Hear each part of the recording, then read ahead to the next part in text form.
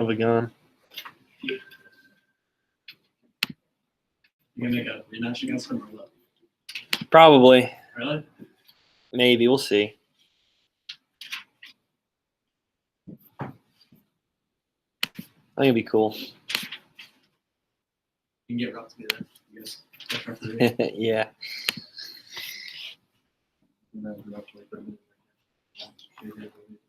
Sure.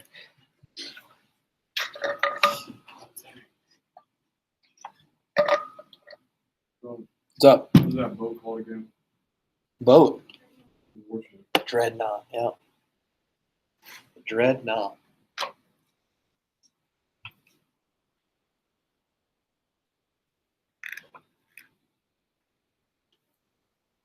I think it finally stopped raining.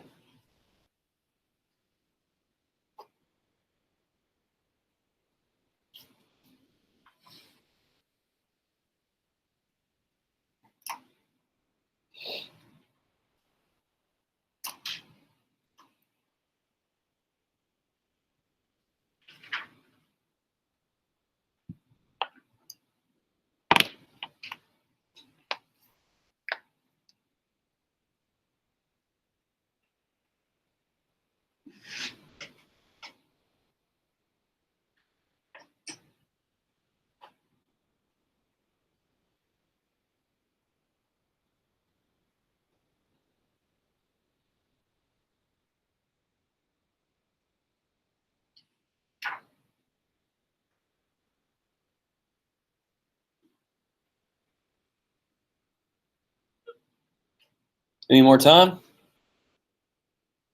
One more minute? All right, one more minute.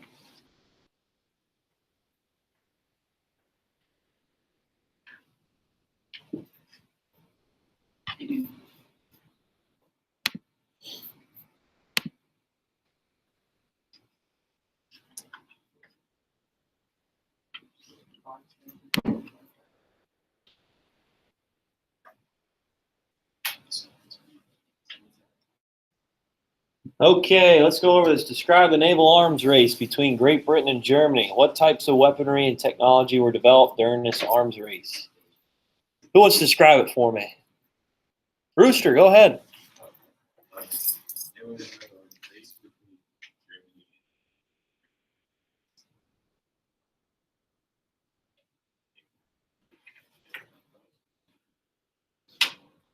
Yeah, good job. So after the Franco-Prussian War, Germany thought the only power that's really going to challenge them and the place that they really need to build up their military is their naval power, right?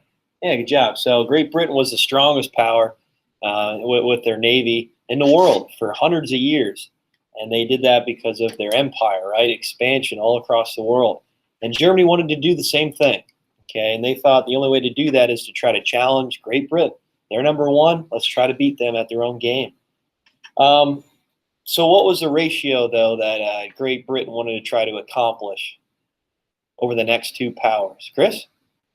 Wouldn't it be double? Yeah. All the other fellow nations are like military power. Yeah, good job. So the next two powers, which was Germany and America, they wanted to make sure that they're double the amount of battleships, cruisers, destroyers, dreadnoughts, right? And those next two powers combined. And that didn't happen because Germany was really creating a lot of new types of battleships, and one in particular that they created to try to match Great Britain's naval power. What was that? What did they create? Something new. Or they put a lot of resources and time into creating. Yeah, U-boats. Good job. Submarines. Okay. Underwater boats. So they knew that they couldn't match Great Britain's capacity of naval battleships. So they thought, well, let's just try to think outside the box. Let's try to create something that they can't detect. And it's hard for them to try to compete against out in the open waters. And those are U-boats. We'll talk about U-boats a little bit more when we get to unrestricted submarine warfare and how America is really seeing a lot of problems with trying to send supplies and armaments to the Allied powers as the Germans are picking them off in the open waters.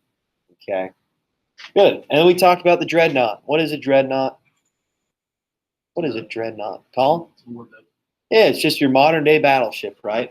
Okay, and they got these ideas from Ironclads. Okay, the Ironclads during the Civil War, they saw it and they wanted to try to advance it. These dreadnoughts, yeah, they're heavily defended with thick armor and had artillery and cannons on it, but in warfare in the open water, they didn't really show their best effort just because, let's face it, they're just kind of like this huge, thick piece of iron out in the water, and it was hard to destroy them. So it came to a point that the only time they would end firing at each other is when they ran out of ammunition because they're so impenetrable, pretty much. Okay. All right. Is there any questions on that, guys? The naval arms race between Great Britain and Germany. Good. See how it's leading into World War One? Okay. And this happened late 1800s, moving into the start of World War One. Okay. I'm going to come around and check your bell ringers. So have them out, ready to roll. Those of you at home, again, attach it to the assignment for today, and we'll be good. And we're going to go over some of the project presentations now and put those grades in over the weekend.